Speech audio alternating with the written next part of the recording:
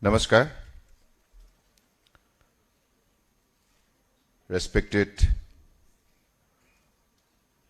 Kamlesh de Patelji, the fourth spiritual guide in the Sahas mark system of Raja Yoga meditation. Respected Director Nimhans, Dr. Pratima Murthyji, respected Com Carpenter, distinguished fellow India Foundation,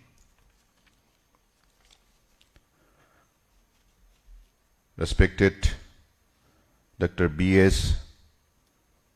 Sankaranarayana Rao, Register Nimhans, and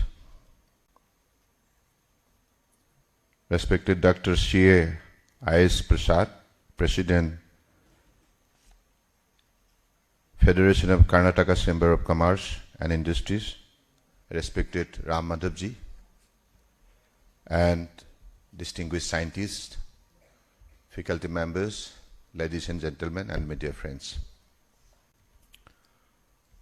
Today, I'm really delighted to present here because this is an occasion which can teach us more and more about our life.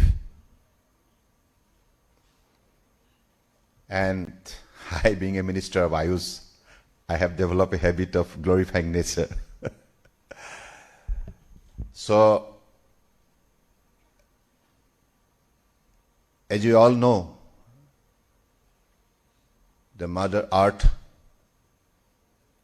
is created, I believe, for our comfortable stay in living. And nature has always been there to support us. That is why I believe the first principle, we must take care of nature. We must love nature.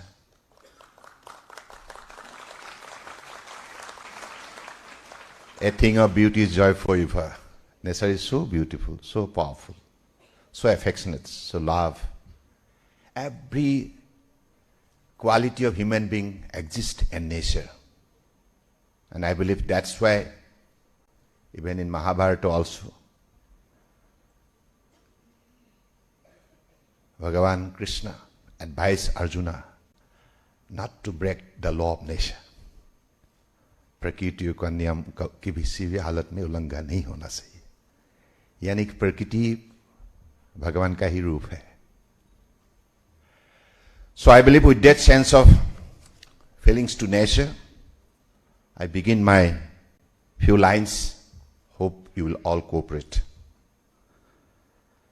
I am very pleased to open the International Conference on Exploring Consciousness from Non-Duality to Non-Locality, which will begin by a debate about the current rise of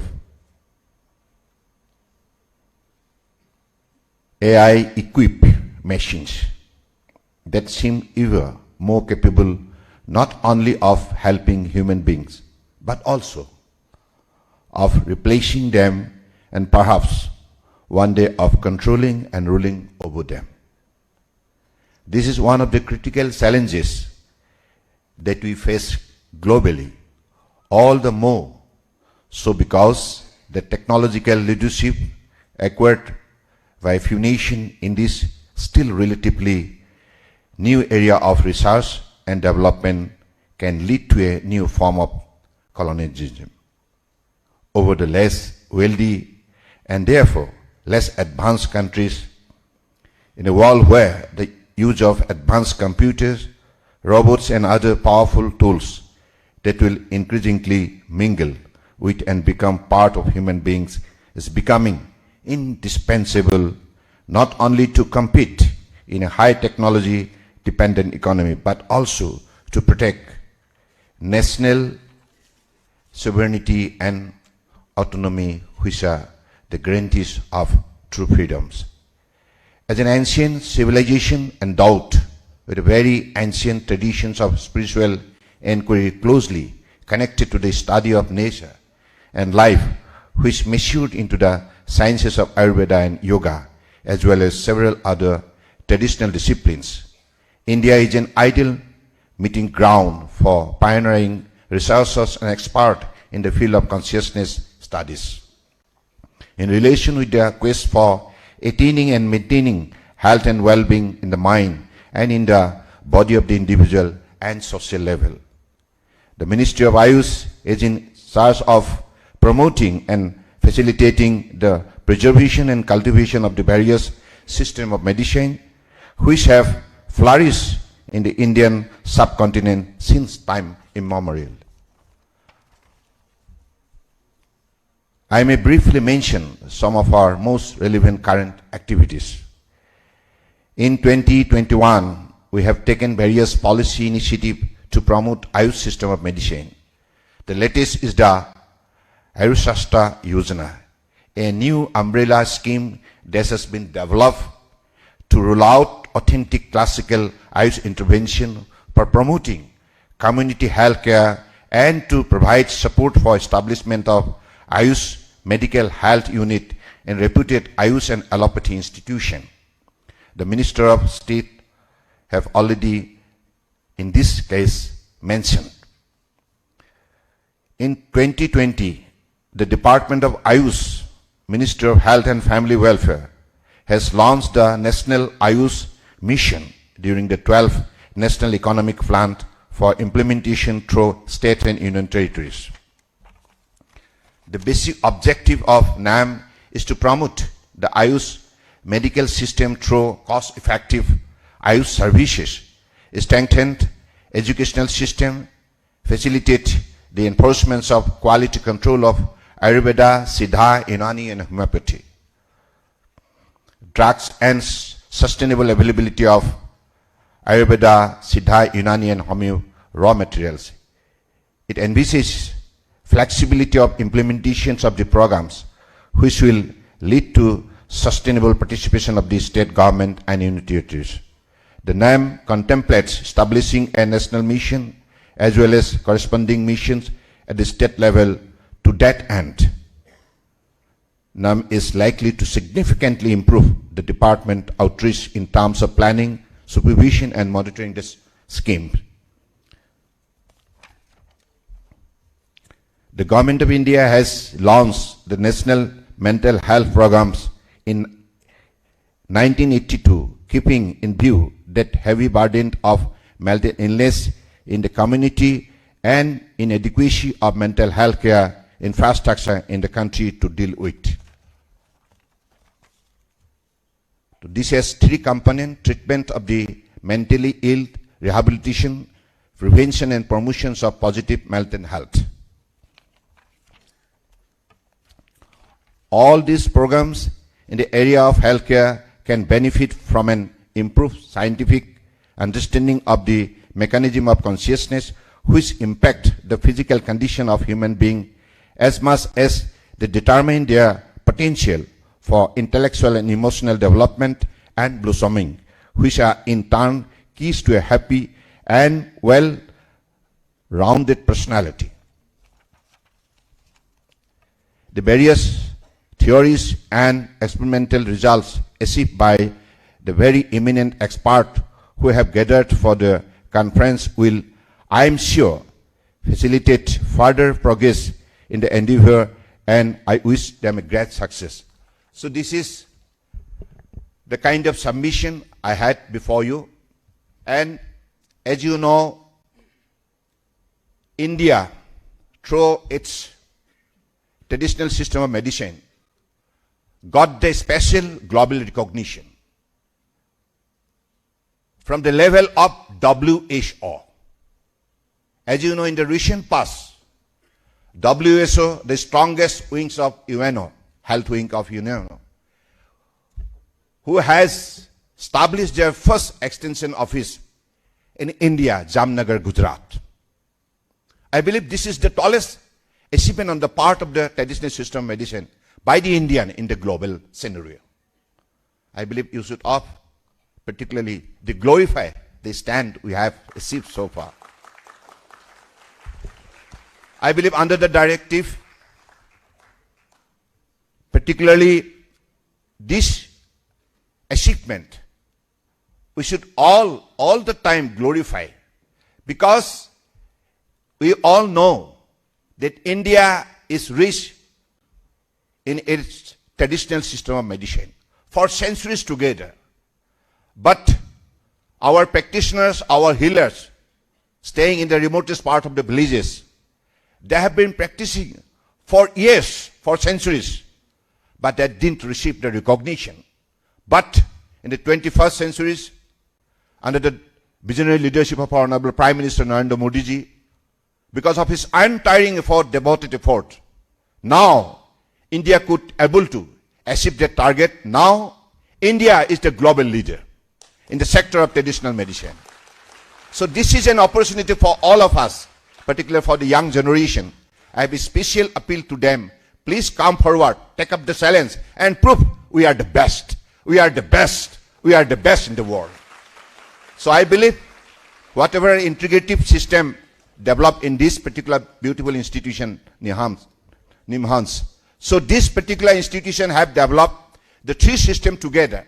That is allopathy, yoga, and Ayurveda. This is the right way of proceeding, I believe, because few moments back, Daji rightly mentioned the problem of ego, how it creates problem to the mankind. So I believe if all the systems work together and creating a better working relationship, developing a better understanding, that will definitely help us to develop a best possible mechanism to serve the mankind.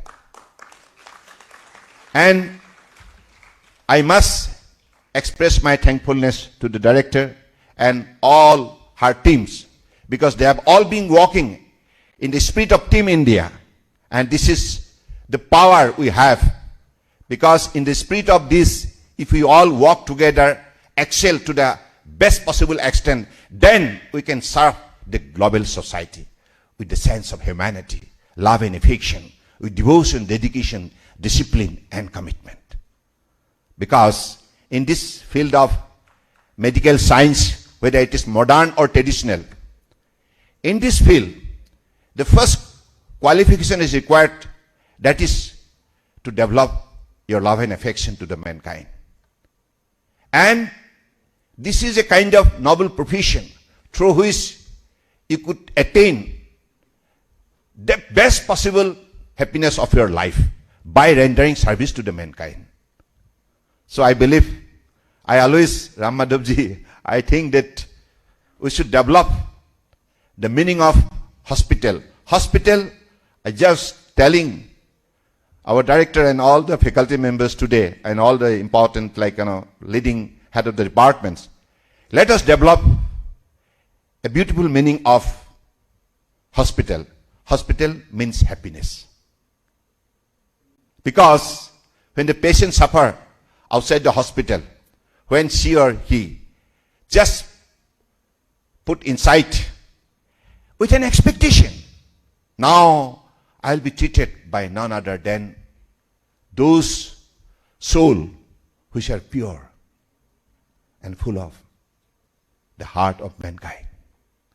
So I believe to that level we should promote this particular fraternity, because the people's expectations growing more and more, and this expectation we are to fulfill. How? This is what the method we should adopt, I believe. So with these few words, I'm really very, very happy, because respected Ram Madhavji communicated me and requested me to address this particular occasion. And all the members of this beautiful institution, and also the India Foundation, and all the commerce chambers from Karnataka, you have all been organizing. This is an international event, and respected scientists across the world, they are present here. They will definitely put forward their very, very important, valuable suggestion how to develop our better consciousness to lead a life of peace and tranquility, happiness, and also to lead a life of humanity. So I believe this is the challenges we are facing nowadays. Of course, I was just telling a few minutes back to some of the professors that, look, we have two challenges now. On the one hand, considering the present situation in the globe, the global warming, the climate change, which is creating tremendous threat to the existence of living organism on the planet Earth. That is why we have the biggest two challenges ahead of us. One, ecology and environment in presence of economic growth. And humanity in presence of advanced technology, growth of the advanced technology. How to maintain the balance between? We do not want to grow our economy at the cost of ecology and environment. In this particular sector, we'll have to put our special wisdom to make the balance. Of course, we'll grow economy along with the growth of ecology and environment for our comfortable survival. At the same time, humanity must stand tall in presence of the growing technology. So I believe this is a question before all of us, because this particular society, we have always been learning this particular principle. Man is a social animal, because we'll have to develop a society with better understanding, love and affection, mutual respect to each other. So with this particular principle, we'll have to live, but we'll have to grow. Technologically, we'll have to grow. Economically, we'll have to grow, but not at the cost of humanity, ecology and environment. With these few words, I extend my heartfelt greetings to all of you present here today. And really, we are delighted to have the leader like Narendra Modi ji, because of his visionary leadership, because of his dedicated and devoted leadership. Now India is growing faster, and India is seeing a lot of challenges in the different field of profession, and this transformation is only becoming possible because of his untiring effort, hard-working ability, and also his wisdom, knowledge and powers, and able leadership. And I believe because of his leadership nowadays, we both the system, modern and traditional, we are joining hand to each other. And Minister of Health and Family Welfare, Minister of Ayush, now we have determined to develop our integration. And through our integrated effort, we are to serve the nation, we are to serve the mankind. This is how we have been proceeding. And with these few words, I conclude. Dhanyavad, Jai Hind.